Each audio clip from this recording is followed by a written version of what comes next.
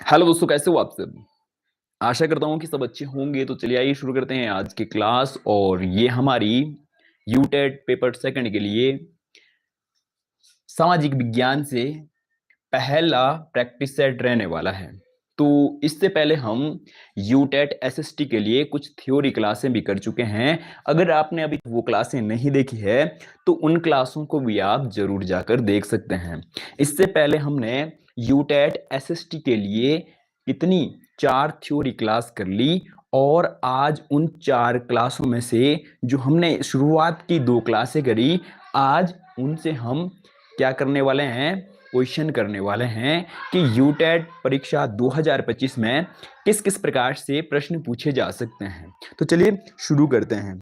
और शुरू करने से पहले आप इस क्लास को जरा अपने सभी साथियों तक शेयर जरूर कर दें और उसके बाद जल्दी ही शुरू करते हैं। और अभी हमारे साथ 3 साथी लाइव हैं, तो कमेंट भी जरूर करें। क्या आपको हमारी आवाज क्लियर आ रही है? अगर वॉइस क्लियर है तो कमेंट करके बताएं कि आवाज ठीक आ रही है।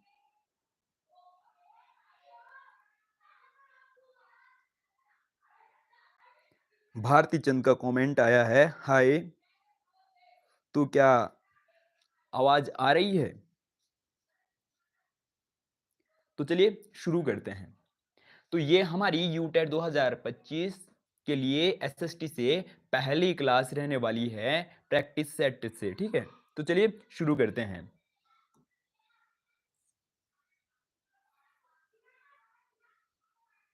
तो ये पहला प्रश्न है। ये पहला प्रश्न है। अगर हम बात करें कि पहला प्रश्न क्या है तो आप सब पहले पढ़ेंगे कि पहला प्रश्न क्या है और उसके बाद बता दिया जाएगा कि इसका आंसर क्या है। तो प्रश्न पूछा जा रहा है कि तारा किसे कहा जाता है। हमारे पास ऑप्शन दिए गए हैं। सूर्य एक तारा है जिसके पास अपना प्रकाश एवं ऊष्मा, जिसके पास क्या है, अपना प्रकाश और यहां पर ऊष्मा होनी थी,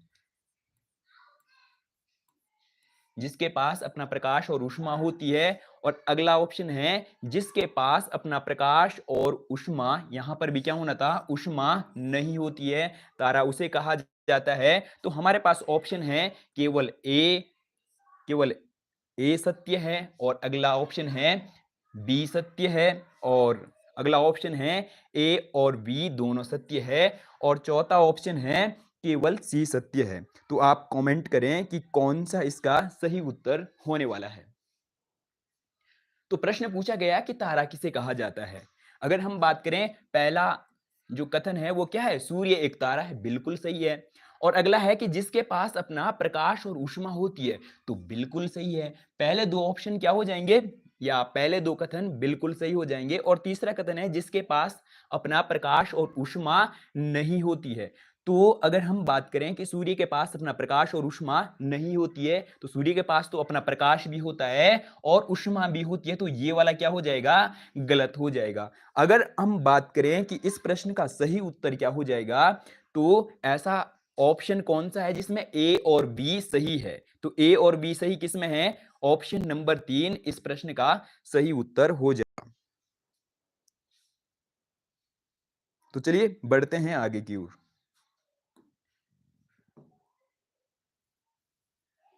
अब अगला जो प्रश्न रहने वाला है वो है प्रश्न नंबर 2, नक्षत्र मंडल से रहने वाला है। और इसके लिए हमने यूटेट एसएसटी के लिए थ्योरी क्लासें कराई है और उन थ्योरी क्लासों में ये आपको बहुत अच्छे से समझाया गया है। उन क्लासों में अगर हम बात करें कि उन क्लासों को आप कैसे देखें, तो इस क्लास के अंत में आपको बता दिया जाएगा कि वो क्लासें आपको कहाँ मिल सकती है। तो वो क्लासें हमारे YouTube सारथी कोचिंग सेंटर पर ही आप देख सकते हैं। उसके लिए अलग से प्लेलिस्ट बनाई गई है, पेपर 2 के लिए अलग से प्लेलिस्ट बनाई गई है और वहां पर जाकर आप क्या कर सकते हैं, उन क्लासों को देख सकते हैं। ठीक है, तो चलिए बढ़ते हैं आगे की ओर।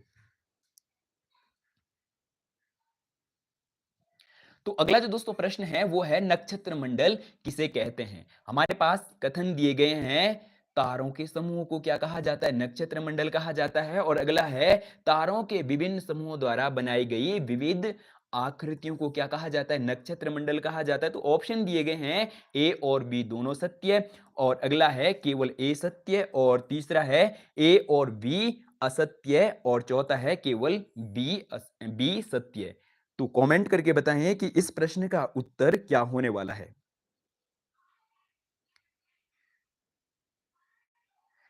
तो अभी 6 साथी लाइव हैं, लेकिन कमेंट कमेंट करके बताएं कि इस प्रश्न का सही जवाब क्या होने वाला है। तो साथियों, अगर हम बात करें कि इस प्रश्न का सही जवाब क्या होने वाला है, तो अगर हम बात करें तारों के समूह को, तो तारों के समूह को क्या नहीं कहा जाता है? नक्षत्र मंडल नहीं कहा जाता है। किसे कहा जाता है? तारों के विभिन्न समूहों द्वारा बनाई गई विविध आकृतियों को क्या कहा जाता है? नक्षत्र मंडल कहा जाता है। तो इस प्रश्न का सही उत्तर क्या हो जाएगा? तो जहां पर केवल बी होगा। तो ऐसा ऑप्शन कौन सा है? ऑप्शन नंबर 4 इस प्रश्न का सही जवाब हो जाए। तो चलिए बढ़ते हैं आगे की ओर।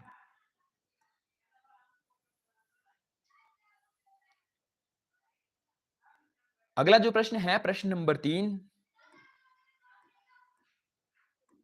प्रश्न नंबर 3 है, ध्रुव तारे के संदर्भ में कौन सा कथन सत्य है?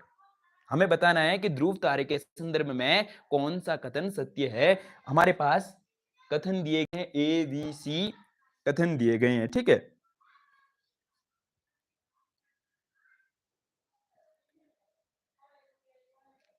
आपको वॉइस आ रही है? आवाज आ रही है? आवाज क्लियर आ रही है? कमेंट करके बताएं। हाँ, बिल्कुल बिल्कुल।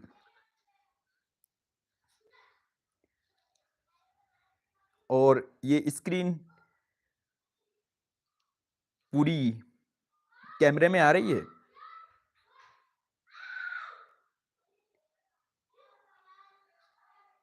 Okay okay. तो चलिए बढ़ते हैं आगे की ओर। अगर हम बात करें प्रश्न नंबर 3 क्या है, ध्रुव तारे के संदर्भ में कौन सा कथन सत्य है? तो पहला कथन क्या दिया गया है? उत्तर दिशा को बताता है कि ध्रुव तारा क्या करता है? उत्तर दिशा को बताता है। तो बिल्कुल सही बात है।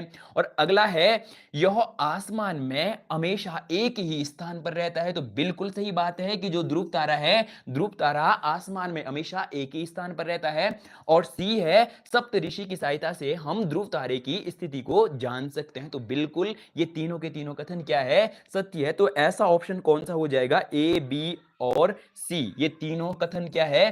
सत्य है। तो ऑप्शन नंबर 3 क्या हो जाएगा?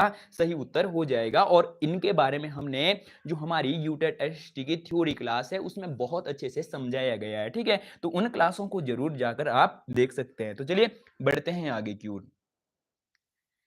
अगला जो प्रश्न है वो है प्रश्न नंबर 4। तो आइए समझते हैं कि प्रश्न नंबर 4 का सही उत्तर क्या होने वाला है। तो प्रश्न पूछा गया है कि पृथ्वी के सबसे नजदीक का ग्रह हो। तो ध्यान से पढ़ें, प्रश्न को ध्यान से पढ़ें कि पृथ्वी के, अगर प्रश्न इस प्रकार से पूछा होता या पूछा गया होता कि सूर्य के सबसे नजदीक का ग्रह कौन सा है, अगर सूर्य का पूछ दिया होता तो आंसर अलग होता। और यहां पर किस पर प्रश्न क्या पूछा गया है कि पृथ्वी के सबसे नजदीक का, अगर तो सूर्य के पूछा जाता तो सूर्य के सबसे नजदीक का ग्रह कौन सा है? बुध है, ठीक है। और बुध के बाद शुक्र है, और शुक्र के बाद क्या है? पृथ्वी, ठीक है। अब हमें प्रश्न पूछा गया है कि पृथ्वी के सबसे नजदीक का ग्रह, और इसके बाद अगला कौन सा है? मंगल है, ठीक है। अगर हम बात करें कि पृथ्वी के सबसे नजदीक का ग्रह कौन सा है, तो पृथ्वी के सबसे नजदीक का ग्रह कौन सा हो जाएगा साथियों? शुक्र हो जाएगा। तो शुक्र इसका क्या हो जाएगा? सही उत्तर हो जाएगा। तो ऑप्शन नंबर बी इस प्रश्न का सही उत्तर हो जाएगा, ठीक है। ए, ऑप्शन ए। ए तो किसका है? सूर्य का है। सूर्य के सबसे नजदीक का अगर पूछा जाता तो बुध होता, लेकिन प्रश्न में क्या पूछा गया है कि पृथ्वी के सबसे नजदीक बुध तो नहीं है। कैसे हो जाएगा? बुध, बुध से पहले कौन है? शुक्र है। या इससे नजदीक तो बुध से नजदीक तो कौन सा हो जाएगा? मंगल भी हो जाएगा, ठीक है। तो ए सही नहीं होगा, ठीक है। तो चलिए बढ़ते हैं अगले प्रश्न की ओर। प्रश्न नंबर 5।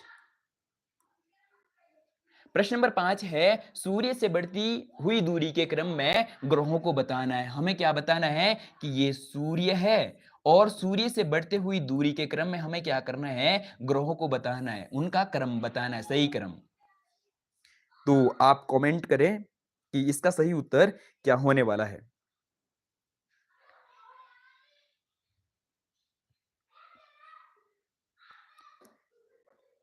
कमेंट डी, डी आ रहा है।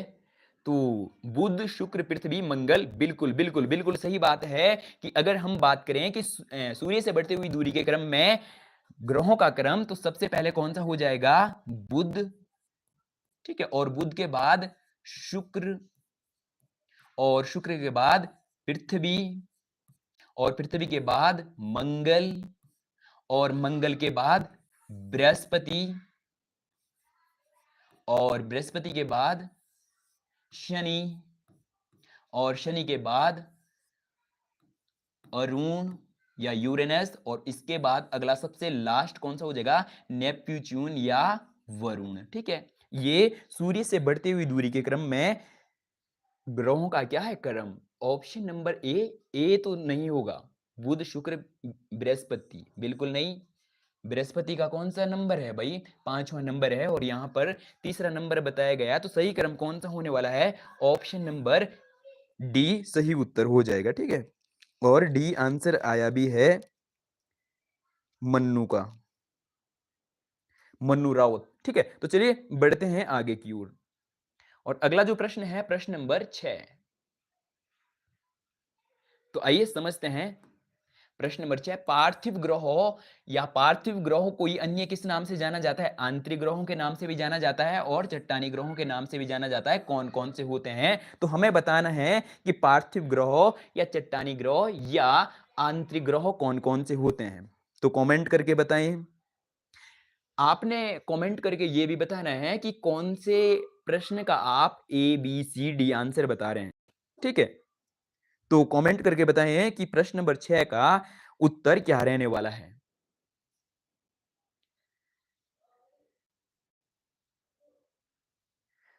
भारती चंद, प्रश्न नंबर 6 का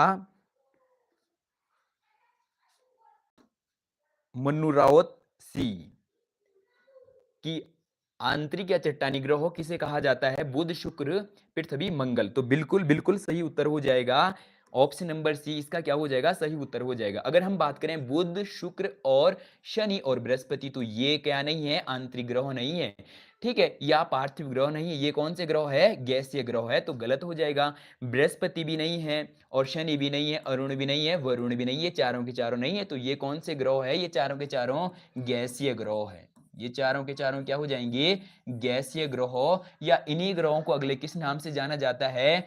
बाह्य ग्रहों के नाम से भी जाना जाता है, या इन्हें अगले कौन से जोबियन ग्रहों के नाम से भी जाना जाता है। ठीक है, कौन सा? जो ऑप्शन नंबर बी है। ठीक है, अगर हम बात करें सी, तो सी बिल्कुल सही हो जाएगा कि बुध भी क्या है? पार्थिव ग्रह है। शुक्र और पृथ्वी और मंगल ये क्या है? पार्थिव ग्रह है। ठीक है, तो चलिए बढ़ते हैं आगे की ओर। अगला जो प्रश्न है प्रश्न नंबर 6। तो आइए समझते हैं कि प्रश्न नंबर 6 क्या कहने वाला है। जोबियन ग्रहों या गैसीय ग्रह या बाह्य ग्रह कौन कौन से होते हैं? ठीक है, तो कमेंट करके बताएं जोबियन ग्रह या गैसीय ग्रह या बाह्य ग्रह कौन कौन से होते हैं। तो इससे पहला वाला जो प्रश्न था वो इसी से संबंधित था। ठीक है, तो चलिए कमेंट करके बताएं कि ऑप्शन नंबर 6 का सही उत्तर क्या होने वाला है।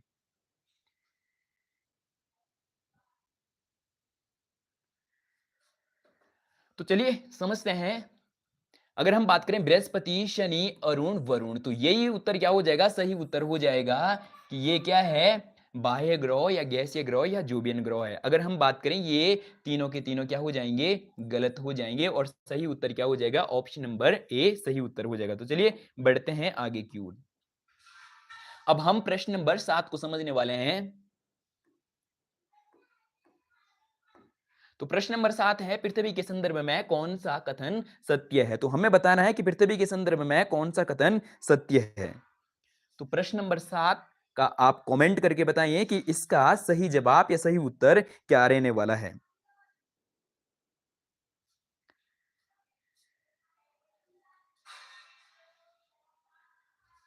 तो चलिए देखते हैं कि पहला कथन क्या है। पहला कथन है कि सूर्य से दूरी के हिसाब से तीसरा और आकार में सबसे बड़ा पांचवां ग्रह है। किसके संदर्भ में? पृथ्वी के संदर्भ में। तो बिल्कुल सही बात है, इसको थोड़ा हम डिटेल से समझ भी लेंगे, ठीक है। और अगला कथन है, इसके आकार को भूभाग, पृथ्वी के आकार को क्या कहा जाता है? भूभाग या जियोड कहा जाता है, ठीक है, इसको भी समझने वाले हैं। और अगला है, जीवन के लिए अनुकूल परिस्थितियां संभवतः केवल पृथ्वी पर ही पाई जाती है, ठीक है। तो अगर हम बात करें, इसको थोड़ा सा समझ लेते हैं। अगर हम बात करें सूर्य से दूरी के हिसाब से कौन सा पांचवा, तो ये सूर्य हो जाएगा, ठीक है। ये कौन सा हो जाएगा? सूर्य हो जाएगा। सूर्य से दूरी के हिसाब से सबसे नजदीक कौन सा है? बुध, और बुध के बाद शुक्र, शुक्र के बाद पृथ्वी। सूर्य से दूरी के हिसाब से पृथ्वी का कौन सा नंबर आता है? तीसरा नंबर आता है। अगर अब हम बात करें आकार की, तो इसके बाद कौन सा है?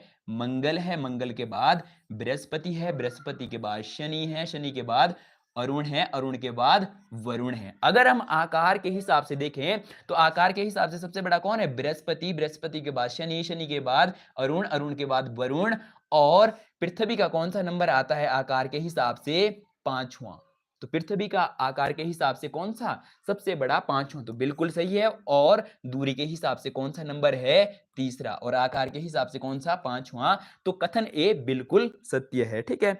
और इसी प्रकार से अगर हम बात करें कथन दो, इसके आकार को भूभाग कहा जाता है या जियोड कहा जाता है, तो बिल्कुल सही है ये भी, कि पृथ्वी का जो आकार है वो ध्रुवों से कैसा होता है? चपटा होता है और बीच से उभरा होता है, इस प्रकार का। ध्रुवों से चपटा और बीच से उभरा होता है, तो इसे क्या कहा जाता है? जियोड कहा जाता है, ठीक है। और अगला है कि जीवन के लिए अनुकूल परिस्थितियां संभवतः केवल पृथ्वी पर ही पाई जाती है, तो बिल्कुल सही है। ये तीनों ही कथन क्या है? सही है। तो ऐसा ऑप्शन कौन सा है हमारे पास जिसमें ए बी सी? तो ऐसा ऑप्शन, ऑप्शन नंबर 4 है। तो इस प्रश्न का सही उत्तर क्या हो जाएगा? ऑप्शन नंबर 4 सही उत्तर हो जाएगा। बिल्कुल बिल्कुल, मन्नू रावत ने कमेंट किया है कि ऑप्शन नंबर 4 क्या हो जाएगा? सही उत्तर हो जाएगा, ठीक है। और ज्योति बिष्ट ने ऑप्शन नंबर बी, तो ऑप्शन नंबर बी भी सही है, लेकिन पहला भी तो सही है और सेकंड भी सी भी सही है। तो ऐसा ऑप्शन हमारे पास कौन सा है? तो ऑप्शन नंबर 4 है। अगर हम केवल और केवल बी की बात करें, तो ये प्रश्न क्या हो जाएगा भाई? गलत हो जाएगा, ठीक है। तो चलिए बढ़ते हैं आगे की ओर। अब हम प्रश्न नंबर 8 को समझने वाले हैं। तो अगर हम बात करें कि प्रश्न नंबर 8 क्या है, तो आइए समझते हैं। प्रश्न नंबर 8 है, क्षुद्र पट्टी या क्षुद्र ग्रह किन दो ग्रहों के बीच पाए जाते हैं? बहुत बहुत इंपॉर्टेंट प्रश्न है। और ये सारी के सारे जो प्रश्न हैं, इनको हमने किससे लिया है? जो एनसीईआरटी है, और जो हमने एनसीईआरटी फिल्टर सीरीज नाम से क्या कराई है? थ्योरी कराई है। एसएसटी के लिए जो थ्योरी कराई है, ये प्रश्न सारे के सारे वहीं से हैं और यहीं से यूटेट में भी पूछे जाते हैं, ठीक है। Good evening sir. Arpita Bora, good evening. तो इस प्रश्न का सही उत्तर क्या हो जाएगा? कमेंट आ भी रहे हैं, तो बिल्कुल बिल्कुल सही कमेंट आ रहे हैं। अर्पिता बोरा ने कमेंट किया है, ठीक है, बिल्कुल सही है। तो आइए लेते हैं। अगर हम बात करें कि पहला ऑप्शन क्या है? शनि और पृथ्वी, और दूसरा मंगल और पृथ्वी, और सी है पृथ्वी और शुक्र, और चौथा है मंगल और बृहस्पति। तो मंगल और बृहस्पति ही क्या हो जाएगा? इसका सही उत्तर हो जाएगा। थोड़ा सा हम समझ लेते हैं। ये सूर्य हो जाएगा, और सूर्य से बढ़ते हुई दूरी के क्रम में बुध, और बुध के बाद शुक्र, और शुक्र के बाद पृथ्वी, और पृथ्वी के बाद ये क्या हो जाएगा? मंगल। मंगल आकार में इतना बड़ा नहीं है भाई, ठीक है। मंगल का आकार इतना बड़ा नहीं है, तो इसे हम क्या है? आकार के हिसाब से ही दिखाएंगे। इस प्रकार से मंगल, और ये क्या हो जाएगा? बृहस्पति। तो ये कौन सा है? मंगल, और ये कौन सा है? बृहस्पति। थोड़ा सा और अच्छे से समझ लेते हैं। ये पूरा के पूरा बोर्ड क्या कर लेते हैं, एक बार साफ कर लेते हैं।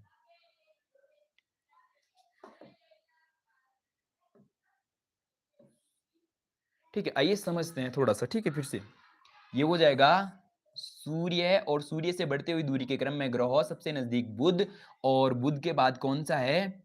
शुक्र, और शुक्र के बाद पृथ्वी, पृथ्वी के बाद ये कौन सा है? मंगल, ठीक है। और मंगल के बाद ये कौन सा है? बृहस्पति।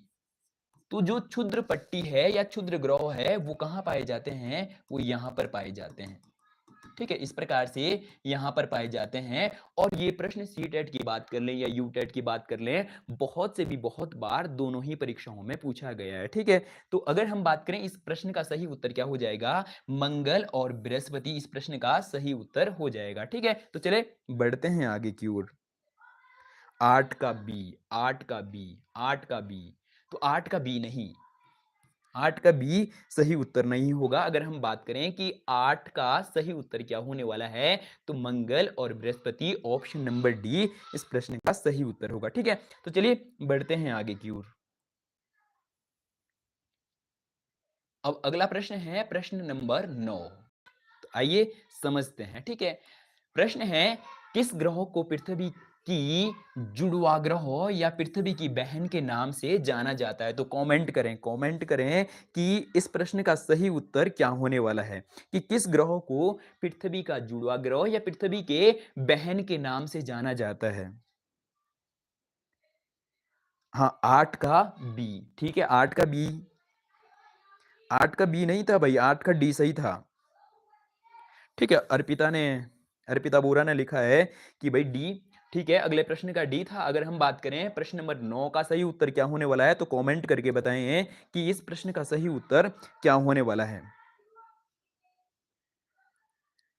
तो चलिए समझते हैं कि इस प्रश्न का सही उत्तर क्या हो जाएगा। अगर हम बात करें, प्रश्न में पूछा गया कि पृथ्वी का जुड़वा ग्रह या पृथ्वी के बहन के नाम से किस ग्रह को जाना जाता है, तो इस प्रश्न का जो सही उत्तर होने वाला है वो ऑप्शन नंबर बी सही उत्तर होने वाला है। शुक्र को पृथ्वी का जुड़वा ग्रह या पृथ्वी के बहन के नाम से भी जाना जाता है। ठीक है, तो चलिए बढ़ते हैं आगे की ओर। और अगर हम बात करें कि शुक्र को पृथ्वी की बहन या पृथ्वी का जुड़वा ग्रह के नाम से क्यों जाना जाता है, तो इसलिए जाना जाता है क्योंकि जो शुक्र है, शुक्र और पृथ्वी का जो आकार, घनत्व और आकृति है वो लगभग लगभग क्या होती है, एक जैसी होती है या एक समान होती है। इसीलिए जब हम छोटे दो एक ही दिखने जैसे बच्चे होते हैं, उन्हें भी हम क्या कहते हैं कि क्या ये जुड़वा बच्चे हैं। ठीक है, तो इसी प्रकार से पृथ्वी और शुक्र के जो आकार, घनत्व और आकृति है वो लगभग क्या है, एक जैसी है। इसलिए इसे पृथ्वी के बहन के नाम से भी जाना जाता है और पृथ्वी के जुड़वा ग्रहों के नाम से भी जाना जाता है। और ये प्रश्न यूटेट सीटेट दोनों में बहुत बहुत बार पूछा गया है। ठीक है, तो चलिए बढ़ते हैं आगे की ओर। अगला जो प्रश्न है प्रश्न नंबर 10 होने वाला है। तो आइए समझते हैं कि प्रश्न नंबर 10, सभी ग्रह सूर्य के चारों ओर किस प्रकार के पथ पर क्या लगाते हैं, चक्कर लगाते हैं। तो ये प्रश्न भी बहुत बहुत बार सीटेट और यूटेट दोनों परीक्षाओं में पूछा गया है। तो अगर हम बात करें कि जो ग्रह है, ग्रह कौन से पथ पर सूर्य के चारों ओर चक्कर लगाते हैं, तो यहाँ पर हमें ऑप्शन दिया गया है कि वृत्ताकार पथ पर, और अगला है आयताकार पथ पर, और अगला ऑप्शन है ऑप्शन नंबर सी है दीर्घवृत्ताकार पथ पर, और डी है इनमें से कोई नहीं। तो अगर हम बात करें कि इस प्रश्न का सही उत्तर क्या होने वाला है, तो दीर्घवृत्ताकार पथ पर क्या करते हैं, सभी के सभी ग्रह सूर्य के चारों ओर क्या करते हैं, चक्कर लगाते हैं। इसको थोड़ा सा समझ लेते हैं कि ये क्या हो जाएगा, सूर्य और ये ग्रहों के रूप में बुध हो जाएगा या शुक्र और ये पृथ्वी। तो ये इस प्रकार से क्या करते हैं, सूर्य के चारों ओर क्या करते हैं, चक्कर लगाते हैं। ठीक है, और ये जो पथ कह सकते हैं या मार्ग कह सकते हैं, ये कैसा है, दीर्घवृत्ताकार है। ठीक है, तो चलिए बढ़ते हैं अगले प्रश्न की ओर। और इस प्रश्न का सही उत्तर क्या होने वाला है, ऑप्शन नंबर सी सही उत्तर होने वाला है। बढ़ते हैं आगे की ओर। अगला जो प्रश्न है प्रश्न नंबर 11, बहुत बहुत इंपॉर्टेंट प्रश्न है प्रश्न नंबर 11। तो आइए समझते हैं। प्रश्न है पृथ्वी अपने अक्ष पर कितने डिग्री झुकी हुई है और अपने कक्षीय तल पर कितने डिग्री झुकी हुई है। तो ये भी बहुत बहुत प्रश्न इंपॉर्टेंट प्रश्न है, और दो अलग अलग प्रकार से ये प्रश्न पूछा जा सकता है। या तो प्रश्न पूछा जा सकता है कि पृथ्वी अपने अक्ष पर कितने डिग्री झुकी हुई है, या प्रश्न पूछा जा सकता है कि पृथ्वी अपने कक्षीय तल पर कितना डिग्री झुकी हुई है। ठीक है, तो कमेंट करके बताएं कि इस प्रश्न का सही उत्तर क्या होने वाला है। शायद आपकी तरफ से किसी का भी कमेंट नहीं आ रहा है, या तो इसमें कमेंट आना बंद हो गए होंगे या फिर आप कमेंट नहीं कर रहे हैं।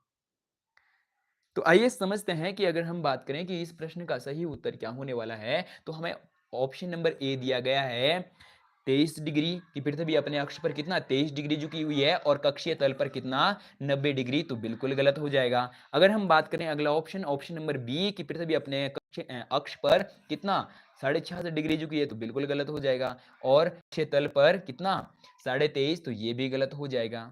अगर हम बात करें ऑप्शन सी की, ये है कि पृथ्वी अपने अक्ष पर कितना डिग्री झुकी हुई है 23.5 और कक्षीय तल पर 66.5, तो ये ऑप्शन नंबर सी ही क्या हो जाएगा इस प्रश्न का सही उत्तर हो जाएगा। इसको थोड़ा सा समझ भी लेते हैं, ठीक है। तो ये हमारी पृथ्वी है। अगर पृथ्वी झुकी नहीं होती तो इस प्रकार से होती, लेकिन हमारी पृथ्वी अपने अक्ष पर कितना डिग्री झुकी हुई है 23.5 डिग्री झुकी हुई है, ठीक है। तो पृथ्वी जब अपने अक्ष पर 23.5 डिग्री झुकी है, तो ये झुकाव अगर झुकी नहीं होती तो 90 डिग्री पर इस प्रकार से होती, तो पृथ्वी अपने अक्ष पर जो झुकी हुई है ये 23.5 डिग्री हो जाएगा, ठीक है। ये झुकाव ही क्या है पृथ्वी का अपने अक्ष पर 23.5 डिग्री का झुकाव है। जैसे अगर हम इस मार्कर की करें, ये मार्कर अभी कहाँ है, सीधा 90 डिग्री पर 90 डिग्री के कोण पर क्या है खड़ा है। अगर हम इसको इस प्रकार से झुका देंगे तो इसका जो ये वाला झुकाव हो जाएगा, पहले इस प्रकार से था और अब जो यहां से झुकाव है ये कितना है 23.5 डिग्री। तो इसी प्रकार से हमारी पृथ्वी भी अपने अक्ष पर 23.5 डिग्री झुकी हुई है, ठीक है। और अगर हम बात करें कि अपने कक्षीय तल पर, अगर हम कक्षीय तल की बात करें तो यहां से और यहां तक का जो झुकाव हो जाएगा, ये झुकाव कोण कितना है 66.5 डिग्री है। ये प्रश्न भी सी टेट और यू टेट दोनों में पूछा गया। तो चलिए बढ़ते हैं आगे की ओर और इस प्रश्न का सही उत्तर क्या होने वाला है, तो इस प्रश्न का सही उत्तर ऑप्शन नंबर सी होने वाला है। बढ़ते हैं आगे की ओर। अब हम प्रश्न नंबर 12 को समझने वाले हैं। प्रश्न नंबर 12 है ग्लोब पर खींची गई अक्षांश एवं देशांतर रेखाएं कैसी होती है। हमें ऑप्शन ए दिया गया है अध्यारोपित होती है, और बी है काल्पनिक होती है, और सी है वास्तविक रेखाएं होती है। अगर हम बात करें ऑप्शन नंबर डी की इनमें से कोई नहीं। तो अगर हम बात करें कि ग्लोब पर खींची गई जो अक्षांश और देशांतर रेखाएं होती है वो क्या होती है, काल्पनिक होती है या वास्तविक होती है या अध्यारोपित होती है या इनमें से कोई नहीं। तो इस प्रश्न का जो सही उत्तर हो जाएगा वो ऑप्शन नंबर बी क्या हो जाएगा, सही उत्तर हो जाएगा कि ग्लोब पर खींची गई रेखाएं क्या होती है, काल्पनिक रेखाएं होती है, ठीक है। तो चलिए बढ़ते हैं आगे की ओर। और अगला जो प्रश्न है प्रश्न नंबर 13, ये आज के लिए हमारा अंतिम प्रश्न रहने वाला है। तो अंतिम प्रश्न को करने से पहले अगर आप हमारे सारथी कोचिंग सेंटर पर पहली बार हो तो चैनल को सब्सक्राइब, वीडियो को लाइक और साथ में कमेंट जरूर करें कि आपको हमारी क्लासें कैसी लगती है। और अगर आपने इससे पहले वाली हमारी एसएसटी के लिए थ्योरी क्लास नहीं देखी है तो उन क्लासों को भी जरूर जाकर देख सकते हैं, ठीक है। तो चलिए शुरू करते हैं आज के लिए अंतिम प्रश्न। अंतिम प्रश्न है ग्लोब को दो बराबर भागों में उत्तरी गोलार्ध एवं दक्षिणी गोलार्ध में बांटने वाली रेखा, ऐसी रेखा को बताना है कि जो ग्लोब को क्या करती है, उत्तरी गोलार्ध और दक्षिणी गोलार्ध दो बराबर भागों में बांटने वाली रेखा, उस रेखा को क्या कहते हैं। तो हमारे पास ऑप्शन है 23.5 डिग्री मकर रेखा, ग्लोब को दो बराबर भागों में बांटेगी तो बिल्कुल नहीं बांटती है भाई। अगला है 0 डिग्री देशांतर, और 0 डिग्री देशांतर भी क्या नहीं करती है भाई, ग्लोब को दो बराबर भागों में नहीं बांटती है। और अगला ऑप्शन है सी ऑप्शन है कि 23.5 डिग्री कर्क रेखा, बिल्कुल नहीं। और अगर हम बात करें 0 डिग्री विषुवत रेखा, तो 0 डिग्री विषुवत रेखा क्या हो जाएगा, इस प्रश्न का सही उत्तर हो जाएगा। इसको थोड़ा सा हम फिर समझ भी लेते हैं, ठीक है। ये क्या हो जाएगी हमारी पृथ्वी या ग्लोब, ठीक है। तो ग्लोब को दो बराबर भागों में बांटने वाली जो रेखा होती है उस रेखा को क्या कहते हैं, 0 डिग्री अक्षांश भी कहते हैं और भूमध्य रेखा भी कहते हैं, और इसी रेखा को हम विषुवत रेखा भी कहते हैं, या इसी रेखा को इंग्लिश में हम इक्वेटर भी कहते हैं, ठीक है। और अगर हम बात करें इस ऊपर वाले भाग को क्या कहते हैं, ये ऊपर पूरा वाला भाग ये क्या कहलाता है, उत्तरी गोलार्ध कहलाता है। ऊपर वाला भाग क्या कहलाता है, उत्तरी गोलार्ध। और नीचे वाला भाग ये कौन सा हो जाएगा, अब दक्षिणी गोलार्ध, ठीक है। और अब जो उत्तर में 23.5 डिग्री ये वाली रेखा है, कितनी 23.5 डिग्री वाली ये रेखा है, इस रेखा को कौन सी रेखा के नाम से जानते हैं, तो ये हो जाएगी कर्क रेखा, ठीक है। और इसी प्रकार से 23.5 डिग्री दक्षिणी गोलार्ध में जो ये रेखा है, ये कौन सी रेखा है, मकर रेखा, ठीक है। और इनको हमने अपने यूटेट की जो थ्योरी क्लासें हैं उनमें बहुत डिटेल से समझाया है, ठीक है। अगर हम बात करें कि उन क्लासों को आप किस प्रकार से देख सकते हैं, तो उन क्लासों को आप हमारे जो सारथी कोचिंग सेंटर चैनल है, सारथी कोचिंग सेंटर चैनल में ही क्या बनाई गई है, अलग से थ्योरी क्लास के रूप में क्या बनाई है, एक प्लेलिस्ट बनाई है, उसमें जाकर आप देख सकते हैं। और हम आपको यूट्यूब खोलकर दिखा भी देते हैं कि किस प्रकार से आप उनको देख सकते हैं, ठीक है।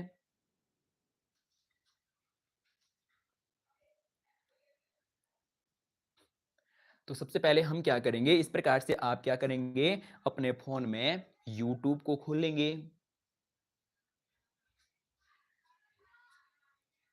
ठीक है। इस प्रकार से आप YouTube को खोलेंगे और YouTube को खोलने के बाद आप क्या करेंगे, अपने मोबाइल फोन पे क्या सर्च करेंगे, सारथी कोचिंग सेंटर चैनल, ये मैंने पहले ही सर्च करके रखा था। तो आप सारथी कोचिंग सेंटर चैनल जैसे ही सर्च करते हैं तो हमारा चैनल आने वाला है, ठीक है।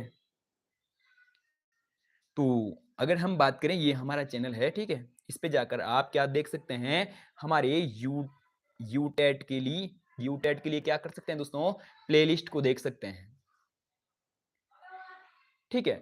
तो ये यूटेट 2025 पेपर 1 के लिए ये प्लेलिस्ट है, और ये यूटेट पेपर 2025 के लिए पेपर 2 के लिए प्लेलिस्ट है। और इस प्लेलिस्ट में अभी तक कितनी 8 क्लासें डाल दी गई है, वो 8 क्लासें एसएसटी और हिंदी पैडालॉजी से हैं। तो ठीक है, इस इन क्लासों को जब आप देखेंगे तो इस प्रकार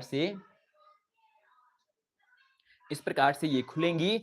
और यहां पर आप देख सकते हैं कि ये किसके लिए है, ये यूटेट सितंबर 2025 के लिए सामाजिक विज्ञान से रहने वाली है, ठीक है। और ये किसके लिए रहने वाली है, ये अगली क्लास भी यही है। तो इस प्रकार से आप हमारी जो थ्योरी क्लासें हैं, थ्योरी क्लासों को भी आप हमारे सारथी कोचिंग सेंटर चैनल पर यूट्यूब पर ही ये क्लासें भी आपको देखने के लिए मिलेंगी। तो चलिए आज के लिए इतना ही, और अगले क्लास के लिए, तो चलिए आज के लिए इतना ही।